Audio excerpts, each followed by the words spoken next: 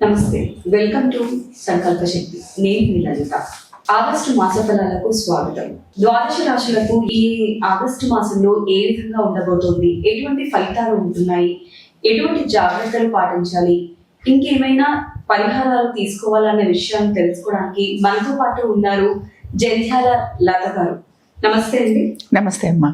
మేషరాశి నుండి మీనరాశి వరకు ద్వాదశ రాశులకు ఈ ఆగస్టు మాసం ఏ విధంగా ఉండబోతోంది, ఎటువంటి ఫలితాలు ఉంటాయి, ఎటువంటి పరిహారాలు జాగ్రత్తలు తీసుకోవాలనేది తెలియజేయండి. వృశ్చిక రాశి వారికి ఈ మాసం కూడా చాలా వరకు కన్వీనియంట్ గానే ఉంది. లాస్ట్ మంత్ కూడా వీళ్ళకి బాగుంది, ఈ మంత్ కూడా బాగుంటుంది. అయితే ఇక్కడ ఏంటంటే కొంచెం చిన్న చిన్నగా గ్రహాలు మారుతూ ఉంటాయి కనుక మనం గమనించాల్సింది ఏంటంటే ఎందులో వీళ్ళకి పాజిటివిటీ ఉంది, నెగిటివిటీ ఉంది అనేది మనం చూద్దాం. బేసిక్గా ఆర్థిక పరమైన విషయాల్లో వీళ్ళు కంఫర్టబుల్ పొజిషన్లోనే ఉన్నారు.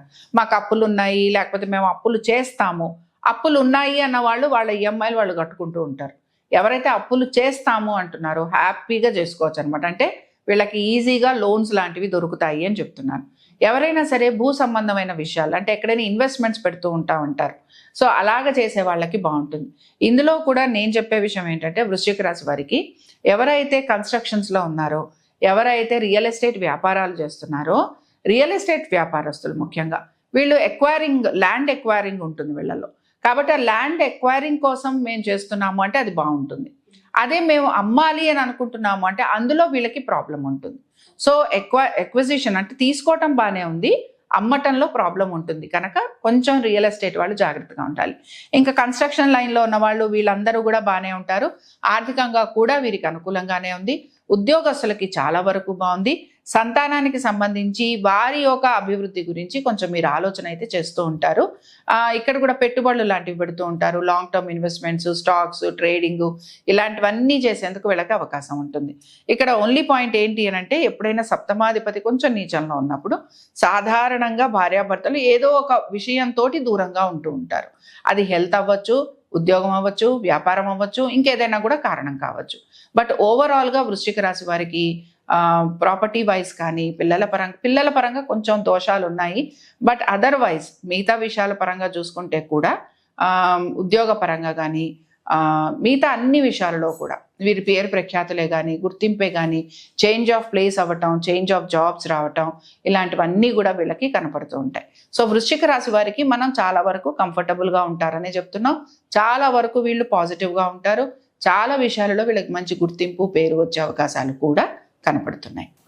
వృశ్చిక రాశి వారికి ఎటువంటి పరిహారాలు పాటించడం వల్ల మంచి ఫలితాలు ఉంటాయి? వృశ్చిక రాశి వారు ఏం లేదమ్మా, కొంచెం వీరికి ఏంటంటే దృష్టి దోషాలు అనేవి ఎక్కువగా ఉంటూ ఉంటాయి. ఎందుకంటే వీళ్ళు ఇప్పుడు ప్రోగ్రెసివ్గా ఉన్నారు, కొంచెం మంచి గ్రోత్ కనపడుతుంది, కంఫర్టబుల్ జోన్లో ఉన్నారు.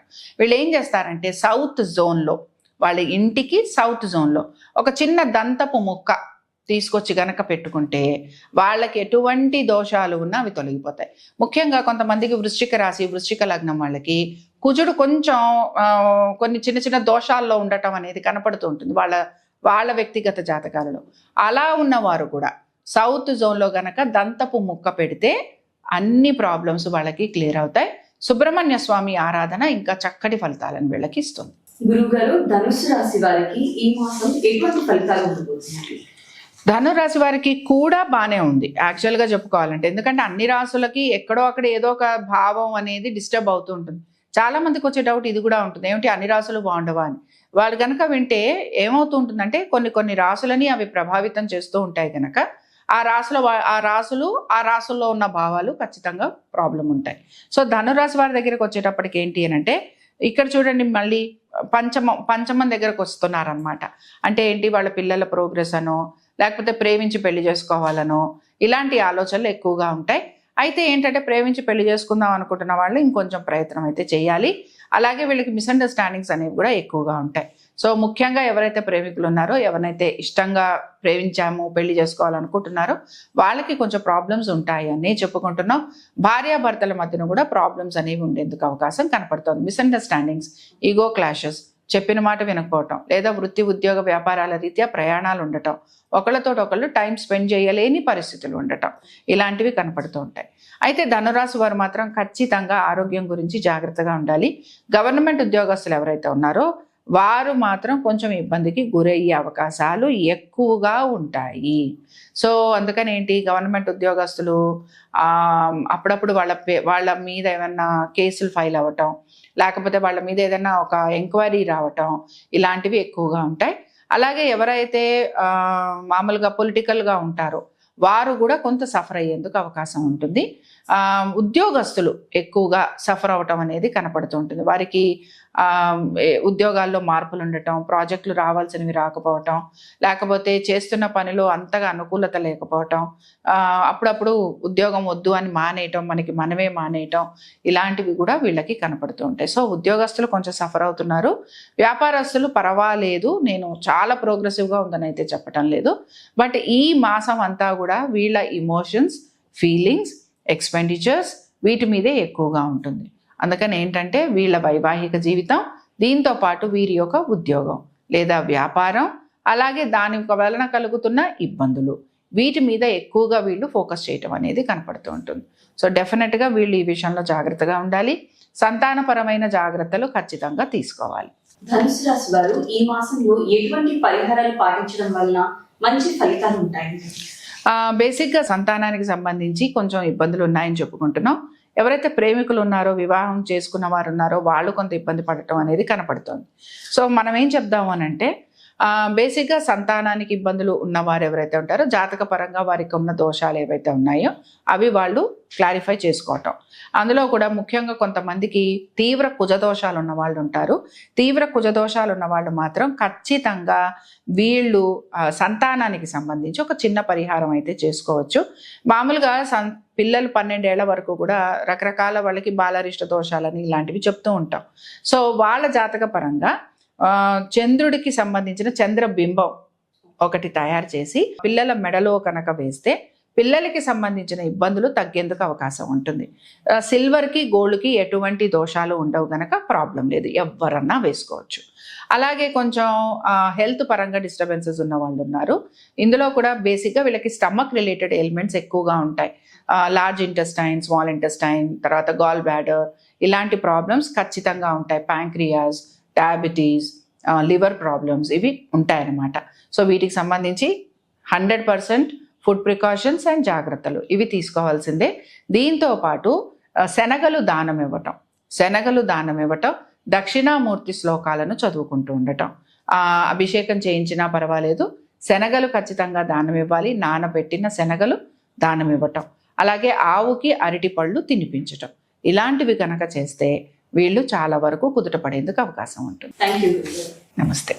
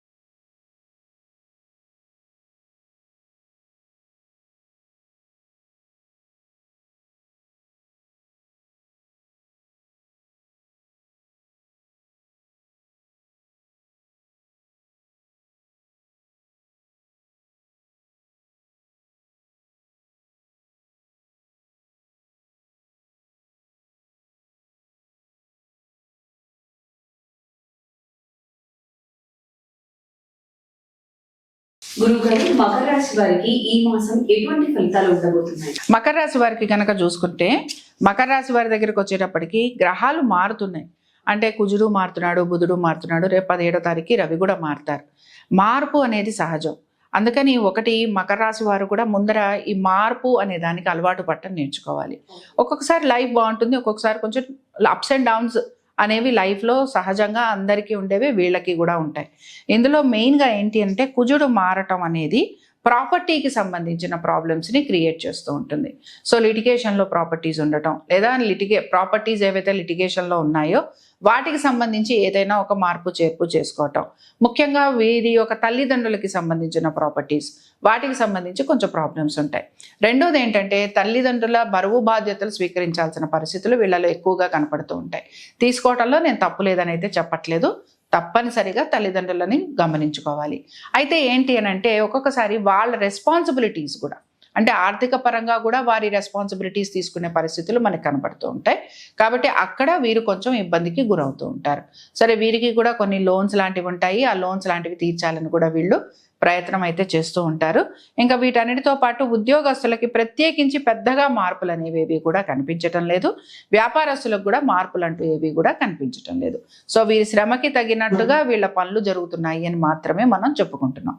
వివాహం చేసుకుంటాము అనుకునే వారు ఎవరైతే ఉన్నారో వారికి కొంత అనుకూలత అనేది కనపడుతూ ఉంటుంది. సో వివాహ ప్రయత్నాలు చేస్తున్నా, వివాహం చేసుకోవాలనుకుంటున్నా వారికి కొంత పాజిటివ్గా ఉంది అని మాత్రం మనం చెప్పుకుంటున్నాం. ఆర్థిక పరమైన విషయాల్లో ఖర్చులు అధికంగా ఉన్నాయి.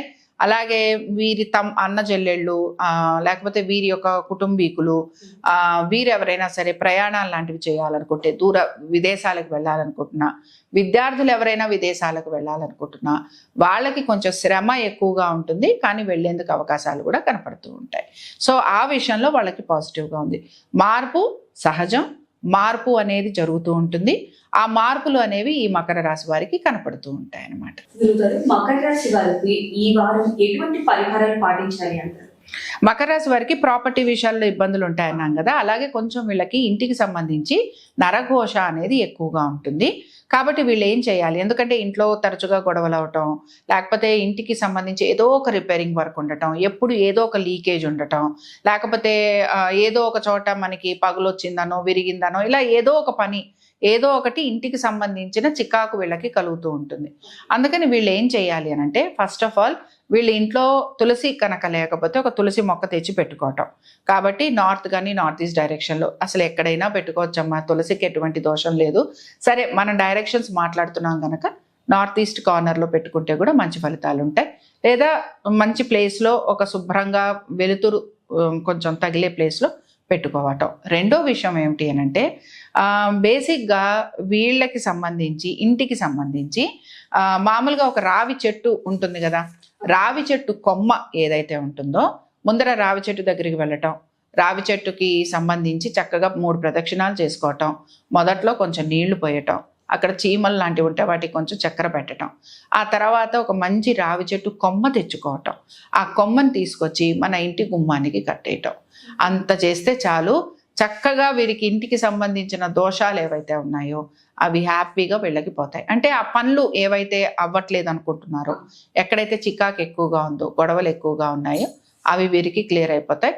ఒక మంచి పచ్చి కొమ్మని తెచ్చి పెట్టుకుంటే ఒక 45 అది ఎండేంత వరకు పెట్టుకుంటే సరిపోతుంది, తర్వాత తీసేయచ్చు.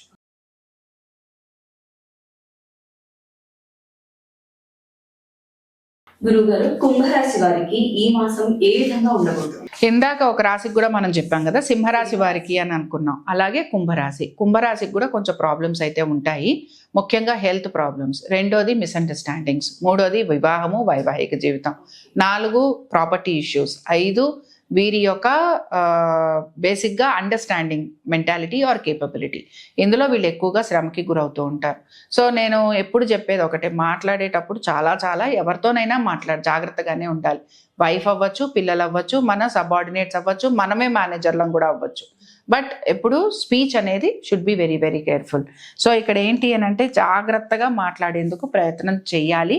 అలాగే కొంచెం మితంగా తినాలి, ఆహార నియమాలు పాటించాలి. ఎందుకంటే వీళ్ళకి హెల్త్ ప్రాబ్లమ్స్ అనేవి వచ్చేందుకు అవకాశం ఉంటుంది. అందుకని ఏంటంటే హెల్త్ ప్రాబ్లమ్స్ ఉంటాయి, వచ్చే అవకాశం ఉంది కనుక టైంకి భోజనం చేయటం, నాన్ స్పైసీగా తినేందుకు ప్రయత్నించటం ఇలాంటివి చేయాలి.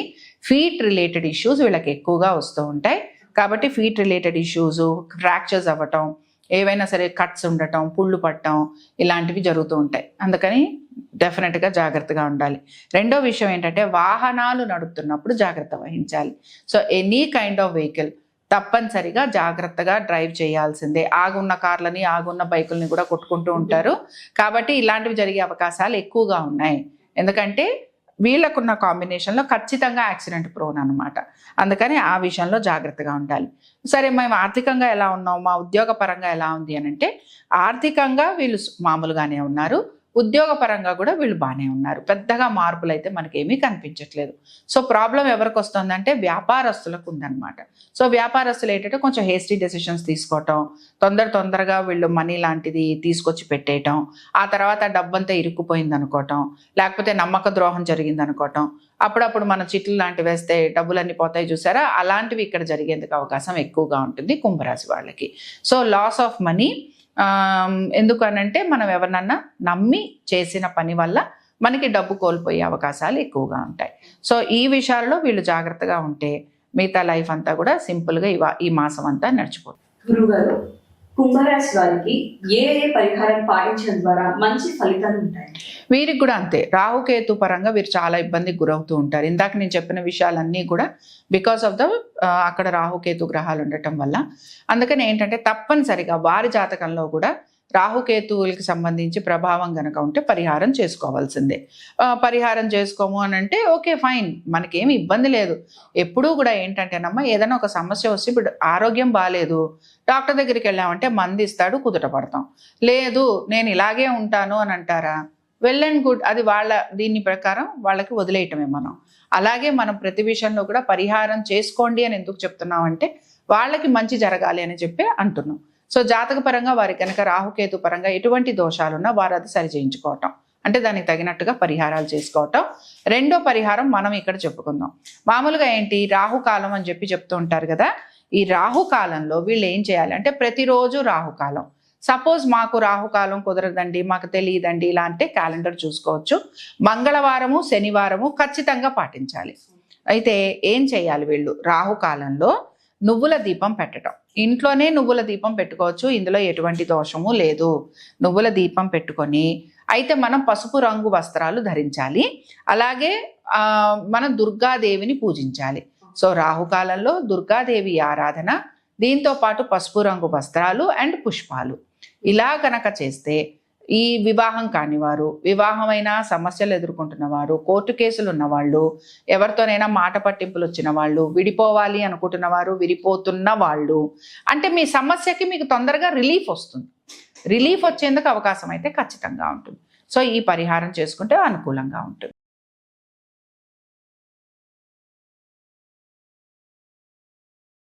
గురుగారు, మీనరాశి వారికి ఈ మాసం ఏ విధంగా ఉండబోతుంది? ఇంకా మీనరాశి వారికి కూడా ఏల్నాడు శనిలో ఉన్నారు. సో ఎప్పుడైనా సరే ఏల్నాడు శనిలో ఉంటే ప్రయత్నం అనేది ఎక్కువగా ఉంటుంది, రిజల్ట్ తక్కువగా ఉంటుంది. ఇప్పుడు ఒక విషయం ఏమిటి అని అంటే ఏల్నాడు శని అనగానే ఎక్కడో అక్కడ మన కర్మ అనేది మనకి యాక్టివేట్ అయింది అని గమనించాలి. అందుకని ఏమవుతూ ఉంటుంది, కర్మ రిలేటెడ్గా ఏవో కొన్ని ఈవెంట్స్ అనేవి జరుగుతూ ఉంటాయి. సో ఉద్యోగస్తులకి ప్రయాణాలు అధికంగా ఉంటాయి, ఫ్యామిలీ లైఫ్ నుంచి దూరంగా ఉంటారు, ఆరోగ్యపరంగా కొంచెం చిన్న చిన్న చికాకులు లాంటివి కూడా వీళ్ళకి కలుగుతూ ఉంటాయి. లేదా మామూలుగా రెగ్యులర్ టెస్టులు లాంటివి కూడా ఉండొచ్చు. ఖర్చు కొంచెం ఎక్కువగా కనపడుతోంది, శ్రమ ఎక్కువగా ఉంది, డబ్బు సంపాదన తక్కువగా ఉంది. సో ఎప్పుడైతే సంపాదన తక్కువ ఉందో ఆటోమేటిక్గా మన కంఫర్ట్ దగ్గర మనం కాంప్రమైజ్ అవుతూ ఉంటాం. అది మనకి ఇక్కడ మీనరాశి వారిలో కనపడుతూ ఉంటుంది. రెండో విషయం ఏమిటి, సంతానానికి అద్భుతంగా ఉంది. సో సంతానం కోసం మంచిగా ప్రయత్నం చేస్తున్నా, లేకపోతే సంతాన పరంగా మంచిగా మీ సంతానం విదేశాలకు వెళ్ళాలనుకుంటున్నా, సంతానానికి చక్కటి ర్యాంక్స్ రావాలనుకుంటున్నా, అక్కడ మళ్ళీ వాళ్ళ జాతక పరంగా కూడా అక్కడ మనకి కనపడుతుంది. బట్ మీనరాశికి చెందిన వారు ఎవరైతే ఉన్నారో సంతానం విషయంలో కంఫర్టబుల్గా ఉంటారు. చేసే పనిలో మంచిగా గుర్తింపు లాంటివి కూడా వస్తాయి. వీటన్నిటితో పాటు వివాహ ప్రయత్నాలు చేస్తున్న వారు ఎవరైతే ఉంటారో వారికి ప్రయత్నం అనేది కొనసాగుతూ ఉంటుంది. అయితే ఎప్పుడైనా సరే ఇలాంటి కాంబినేషన్స్ వచ్చినప్పుడు సాధారణంగా ఆర్థిక పరమైన స్థితిగతులలో కొంచెం ఇబ్బందులు, అనారోగ్య సంబంధంగా ప్రాబ్లమ్స్, అలాగే నమ్మిన వారి వలన మోసపోవటము, దీంతో పాటు ఏంటి అంటే బేసిక్గా మనకి రావాల్సినంత ప్రాఫిటబుల్గా మన బిజినెస్ కానీ లేదా మన ఉద్యోగం కానీ ఉండకపోవటం, అంటే మన క్యాలిబర్కి తగినట్టుగా మనకి గ్రోత్ అనేది, ఫైనాన్షియల్గా గ్రోత్ అనేది కనిపించకపోవటం, ఆ విషయంలో ఎక్కువగా వీళ్ళు ఇబ్బంది పడుతూ ఉంటారు. ఆ విషయంలో వీళ్ళు కొంత జాగ్రత్త కనుక తీసుకుంటే చాలా వరకు వీరు బాగుంటారు. మైండ్ చాలా బాగుంది, చాలా కంఫర్టబుల్గా ఉన్నారు, అంటే మంచి ఆలోచనలు, మంచిగా ఉండగలుగుతున్నారు, మంచిగా పాజిటివ్గా థింక్ చేయగలుగుతున్నారు. సంతానానికి డెఫినెట్గా బాగుందని చెప్పుకుంటున్నాం. అక్కడ కొంచెం బుధుడు చేరినా కూడా పర్వాలేదు, ఆయన పూర్తిగా నెగిటివ్ చేయడు కాబట్టి పర్వాలేదు. అలాగే ఎవరైనా చేసుకోవాలనుకుంటున్నా, ఎవరైనా రిలేషన్షిప్స్లో ఉన్నా, ఎవరైనా ప్రేమించాలని అనుకుంటూ ఉంటారు కదా, అలా ప్రేమలో పడాలనుకుంటున్న వాళ్ళకి కూడా బాగుంది. అయితే ఏమవుతుంటుందంటే ప్రేమలో పడాలి అని ప్రయత్నం చేస్తున్న వారు కొంచెం ఎక్కువగా ఎఫర్ట్ పెట్టాలి. సో ప్రేమించుకుంటున్న వాళ్ళు, ప్రేమికులు, ప్రేమలో పడాలనుకుంటున్న వారు, ప్రేమ వివాహం చేసుకోవాలనుకుంటున్న వారు, వాళ్ళందరికీ కూడా బాగుంటుంది. కొంచెం ఎఫర్ట్ ఎక్కువగా పెడుతూ ఉంటారు, అంతకు మించి ఏమి ఉండదు. అండ్ ఓవరాల్గా ఫైనాన్షియల్గా కొంచెం స్ట్రగుల్ అవుతున్నారు తప్ప అదర్వైజ్ వీళ్ళు చాలా వరకు బాగానే ఉంటారని చెప్పుకుంటున్నాం. కోర్టు విషయాలు ఇలాంటివి ఏవైతే ఉన్నాయో ఇవి మాత్రం ఇంకా ముందుకు సాగేందుకే అవకాశం కనపడుతుంది. గురుగారు, మీనరాశి వారికి ఎటువంటి పరిహారాలు పాటించడం ద్వారా మంచి ఫలితాలు ఉంటాయి? ఇక్కడ వీరికి ఏమవుతుందంటే 17వ తారీఖు తర్వాత నుంచి రవి వీరికి షష్టంలోకి వస్తాడు. అయితే సాధారణంగా ఆయన ఓన్ హౌస్, అది ప్రాబ్లం లేదు. కానీ ఏమవుతుందంటే కొంచెం రాహుకేతు యాక్సెస్లోకి వస్తాడు. దీంతో పాటు ఏమవుతుందంటే 23వ తారీఖు నుంచి బుధుడు కూడా అక్కడికి వస్తాడు. అక్కడి నుంచి వీళ్ళకి కొంచెం ప్రాబ్లం ఉంటుంది. ముఖ్యంగా వీరి వైవాహిక జీవితం గురించి కొంచెం జాగ్రత్తగా ఉండాలి. రెండోది ఏంటి అని అంటే వీళ్ళ ఒక అన్నదమ్ములు, అక్క చెల్లెళ్ళు, వీళ్ళతోటి వీళ్ళ గొడవలు అవుతూ ఉంటాయి. గవర్నమెంట్ సంబంధంగా ప్రాబ్లమ్స్ వస్తూ ఉంటాయి. లేదా మనకి ఎప్పుడప్పుడు చూడండి, మనకి ఏమైనా నోటిఫికేషన్స్ వస్తూ ఉంటాయి, లేకపోతే మనకేవో కొన్ని వస్తుంటే మనం ఇగ్నోర్ చేసేస్తాం, మనం పట్టించుకోం. అలాంటివి జరిగేందుకు అవకాశం ఉంటుంది. డాక్యుమెంట్స్ ఇలాంటివి ఉంటాయి, ఇలాంటివి కొంచెం జాగ్రత్తగా ఉండాలి. సో ఆ విషయంలో వీళ్ళకి కొంచెం ప్రాబ్లం అయితే ఉంటుంది. బట్ అదర్ దాన్ దట్ జాగ్రత్తగా గనక ఉన్నారంటే ఇవన్నీ కూడా వీళ్ళు సేల్ త్రూ చేసేయచ్చు. కాబట్టి వీళ్ళు ఏం చేయాలి అన్న మాట వస్తే మామూలుగా సూర్యారాధన చేస్తూ ఉండటం, సూర్యుడి అష్టోత్తరం కానీ, సూర్యుడి సహస్రనామాలు కానీ, సూర్యాస్తమం కానీ, ఆదిత్య హృదయం కానీ ఏది చదువుకున్నా మంచి ఫలితం ఉంటుంది. దీంతో పాటు 5 ఒత్తులు వేసి దీపారాధన చేయటం. అయితే తెల్లవారుజామున సూర్యుడు ఉదయిస్తున్న సమయంలో, మనం ఎప్పుడంటే అప్పుడు చేస్తే ఫలితం ఉండదు. పొద్దున పూట చేయటం, 5 ఒత్తులు వేయాలి. మనం ఇంట్లో ఉండే మంచిగా దీపారాధన కుందులో చేసుకోవచ్చు. ఎర్రటి ఒత్తులు వేసుకుంటే ఇంకా అద్భుతంగా ఉంటుంది. లేవు అంటే తెల్లటి ఒత్తులు వేసుకోవచ్చు. ఆవు నెయ్యి కానీ, నువ్వుల నూనె కానీ శ్రేష్టం. ఇవి రెండూ కాకపోతే కొబ్బరి నూనె, బట్ ఇవి రెండిట్లో ఏదో ఒకటి. నువ్వుల నూనె వాడుకోవచ్చు, అందరికీ అందుబాటులో ఉంటుంది. సో నువ్వుల నూనె. దీంతో పాటు 5 వత్తులతోటి చేసి జిల్లేడు పువ్వులతోటి పూజించటం. సో జిల్లేడు పువ్వులతోటి సూర్యుడిని ఆరాధన చేయటం చేస్తే చాలా వరకు కంటికి సంబంధించిన, పొట్టకి సంబంధించిన, నరాలకు సంబంధించిన స్పాండిలైటిస్, బ్యాక్ పెయిన్స్ ఇలాంటివన్నీ కూడా వీళ్ళకి హెల్త్ పరంగా వస్తున్న ప్రాబ్లమ్స్ అవి వీళ్ళకి క్లియర్ అయ్యేందుకు అవకాశం ఉంటుంది. Thank you. నమస్తే.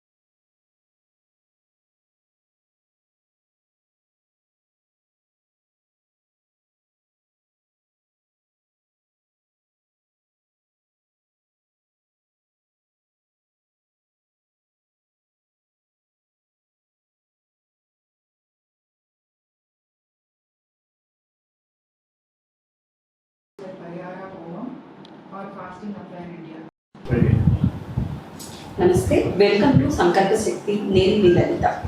సూర్యగ్రహణం, ఈ నెలలో సూర్యగ్రహణం ఉంది అని చాలా మంది అంటూ ఉంటున్నారు. దాని గురించి సూర్యగ్రహణం ఉంది అని మళ్ళీ ఇలా చెప్పు. నమస్తే, సంకల్ప సిద్ధికి స్వాగతం. ఆగస్టు 12 సూర్యగ్రహణం ఉంది అని కొంతమంది, లేదని కొంతమంది అంటున్నారు. కాబట్టి అసలు ఉందా లేదా అని అమ్మాయి దాన్ని అడుగు. అసలు ఉందా లేదా అని క్వశ్చన్ మార్క్ పెట్టేసి అప్పుడు దీని గురించి కనుక్కుందాం. నమస్తే, వెల్కమ్ టు సంకల్ప శక్తి. నేను మీ లలిత. ఆగస్టు 12 సూర్యగ్రహణం ఉందా లేదా? ఉందని కొందరు, లేదని కొందరు. గ్రహణం ఉందా లేదా? మరిన్ని వివరాలు లేదని కొందరు. దీనికి సంబంధించిన మరిన్ని వివరాలని ప్రముఖ ఆస్ట్రాలజర్ జంధ్యాల లత గారు మనతో ఉన్నారు. వారిని అడిగి తెలుసు. ప్రముఖ ఆస్ట్రాలజర్ లత గారు నమస్తే అమ్మా. ఆగస్టు 12 సూర్యగ్రహణం అని కొంతమంది చెప్తున్నారు, కొంతమంది ఏమో లేదు, భారతదేశానికి లేదు అని చెప్పాలి, కొంతమంది చెప్తున్నారు. మీరు చెప్పండి, అసలు గ్రహణం ఉందా లేదా? మంచి ప్రశ్న అడిగారు. గ్రహణం అనగానే అందరికీ కొంచెం టెన్షన్ ఎక్కువైపోతుంది. మనం ఎలా ఉండాలి, ఏం చేయాలి, విధి విధానాలు ఏమిటి అని. కానీ అనేక సందర్భాలలో మా జ్యోతిషులు కానీ పంచాంగకర్తలు కానీ చెప్తూనే ఉంటారు. ఎప్పుడైతే మనకి ఉంది లేదు అనే విషయాన్ని కూడా చాలా వరకు క్లియర్గానే చెప్తూ ఉంటారు. సరే, ఇప్పుడు మీరు అడిగిన దానికి అసలు మన దీని ప్రకారంగా, మన పంచాంగం ప్రకారంగా మనకి ఇక్కడ సూర్యగ్రహణం ఉందా లేదా అనే క్లారిటీని తెచ్చుకుందాం. సూర్యగ్రహణం ఉంది, కానీ ఎవరికి ఉంది అని అంటే మామూలుగా Greenland, Iceland, northern Spain, Portugal, Russia, అలాగే యూరప్ పార్షియల్గా కొంతవరకు partial eclipse in many parts of యూరప్లోనూ నార్త్ అమెరికాలోనూ ఉంది. అంతకు మించి ఇండియాలో సూర్యగ్రహణం లేదు. సో సూర్యగ్రహణం లేదు అన్నప్పుడు సూర్యగ్రహణానికి సంబంధించిన విధి విధానాలు ఏవైతే ఉన్నాయో అవి పాటించాల్సిన అవసరం కూడా లేదు. మాకు లేదు, ఎక్కడో ఉంది అని అంటే మనకి సూర్యోదయం సూర్యాస్తమయం ప్రకారంగా మనం నడుచుకుంటున్నాం కదా, అలాగే మనం కూడా నడుచుకోవాలి తప్ప అక్కడెక్కడో నడుస్తోందని చెప్పి ఇక్కడ మనం పాటిస్తామనటంలో అర్థం లేదు. దానికి ఎటువంటి ఫలితాలు కూడా రావు. తర్వాత ఇండియాలో దీన్ని ఏమైనా దాని ప్రభావం ఉంటుందా, ఈ ప్రశ్న కూడా చాలామంది అడుగుతుంటారు. నేను చెప్తున్న ఆన్సర్ ఒకటే. అసలు ఇండియాలోనే మనకి గ్రహణం లేదు అంటున్నప్పుడు గ్రహణ ప్రభావం మనుషుల మీద ఎక్కడ ఉంటుంది? కాబట్టి మనుషుల మీద గ్రహణ ప్రభావం అనేది ఉండదు, ఎందుకంటే మనకి గ్రహణం లేదు కాబట్టి ఈ విషయాన్ని గమనించాలి. తర్వాత ఏంటి అని అంటే, ఇందాక మనం చెప్పుకున్నాం కదా, గుళ్ళు గోపురాలు మూసేయటం కానీ, లేకపోతే కొంతమంది జపం ఆచరిస్తూ ఉంటారు, కొంతమంది అనుష్ఠానం చేసుకుంటారు, కొంతమంది స్త్రీలు ఎవరైతే కడుపుతూ ఉంటారో వారు జాగ్రత్తలు తీసుకుంటారు. కాబట్టి ఇలాంటివి ఏవి కూడా తీసుకోవాల్సిన అవసరం లేదు. మామూలుగా అనుష్ఠానం చేసుకోవచ్చు, జపం చేసుకోవచ్చు, భగవతారాధన చేసుకోవచ్చు, చక్కగా గుళ్ళకి గోపురాలకి వెళ్ళొచ్చు. స్త్రీలు ఎవరైతే ఇబ్బంది పడుతూ ఉంటారో, ఎవరైతే మామూలుగా బెడ్ రెస్ట్ ఉన్న వాళ్ళకైతే పర్వాలేదు, కానీ సాధారణంగా మంచిగా ఆరోగ్యంగా తిరుగుతున్న వారికి ఎటువంటి నియమాలు లేవనే చెప్పుకుంటున్నాం. ఇంకా ఫాస్టింగ్ గురించి కూడా అడుగు, అక్కర్లేదు, అయిపోయింది. పరిహారాలు, హోమాలు, ఫాస్టింగ్ ఇవి కూడా చెయ్యాలంటారా అని అడుగు. మనకి సూర్యగ్రహణం లేదు మరి కొంతమంది ఉపవాసాలు కానీ ఇలాంటి దానికి సంబంధించిన పరిహారాలు కానీ చేయాలి అంటూ ఉంటారు కదా, సో అది ఎంతవరకు చేయాలి? సాధారణంగా అమ్మ మనకి గ్రహణాలకి సంబంధించి గ్రహణం వచ్చినప్పుడు శాంతి అని చెప్పి రాసుల వారీగా మనం కొన్ని నక్షత్రాలు రాసులకి చేసుకుంటాం. కానీ మనకి అది ఎప్పుడు చేసుకుంటాం? మనకి మన ఇండియాలో, మన భారతదేశంలో గ్రహణం గనక సంభవిస్తే, ఇక్కడ గ్రహణం సంభవించట్లా, ఇక్కడ గ్రహణం లేదు కాబట్టి మనం చెయ్యక్కర్లేదు. ఎవరైతే విదేశాలలో ఉన్నారు, ఇప్పుడు మనం ఇందాక చెప్పుకున్నాం కదా, కొన్ని పార్ట్స్ ఆఫ్ యూరప్ అనుకున్నాం, తర్వాత ఏమో రష్యా అనుకున్నాం, అక్కడ వారి సంతానం ఎవరైనా ఉన్నారనుకోండి, వాళ్ళు పాటిస్తారు, వాళ్ళు పరిహారాలు చేసుకుంటారు. అంతే తప్ప మనం చేయటంలో అర్థం లేదు, ఎందుకంటే మనకి లేదు. అలాగే ఇంకొక విషయం ఏంటంటే గ్రహణ శాంతి అనో, లేకపోతే నవగ్రహ శాంతులను, సూర్య శాంతులను, రాహుకేతు శాంతులను, ఇలాంటివి మామూలుగా వారు గనక చేసుకోవాలి అని అనుకుంటే, అంటే వారి జాతక పరంగా వారికి ఏమైనా దోషాలుండి వారు గనక చేసుకోవాలి అని అంటే చేసుకోవచ్చు. కానీ గ్రహణానికి సంబంధించి చేస్తాము అనటంలో అర్థం లేదని చెప్తున్నాను. ఉపవాసాలు ఉండటం, లేకపోతే మనం మామూలుగా గ్రహణానికి ఇంత సమయం ఉంది అనగానే భోజనం చేయటం, లేకపోతే గ్రహణం టైంలో ఏమి తినకుండా ఉండటం, పట్టు విడుపు స్నానాలు, ఇలాంటివి అనేకం ఉంటాయి. ఇలాంటివి ఏవి చేయాల్సిన అవసరం ఆ రోజు లేదు. అయితే మామూలుగా ఏంటంటే అమావాస్య తిథి ఇలా ఉంటుంది కనుక అమావాస్య తిథికి సంబంధించి పెద్దలకి సాధారణంగా చాలామంది మధ్యాహ్నం పూట వాళ్ళు నువ్వులు వదులుతూ ఉంటారు, తర్పణాలు చేస్తూ ఉంటారు. అలాంటి కార్యక్రమాలు చేసుకోవాలనుకున్న వారు చేసుకోవచ్చు. రెగ్యులర్గా అమావాస్య తిథికి చేసే కార్యక్రమాలు చేసుకోవాలి అనుకుంటే అలాంటివి వాళ్ళు చేసుకోవచ్చు. నమస్తే అమ్మా. నమస్తే. ఏం లేదు. అవును.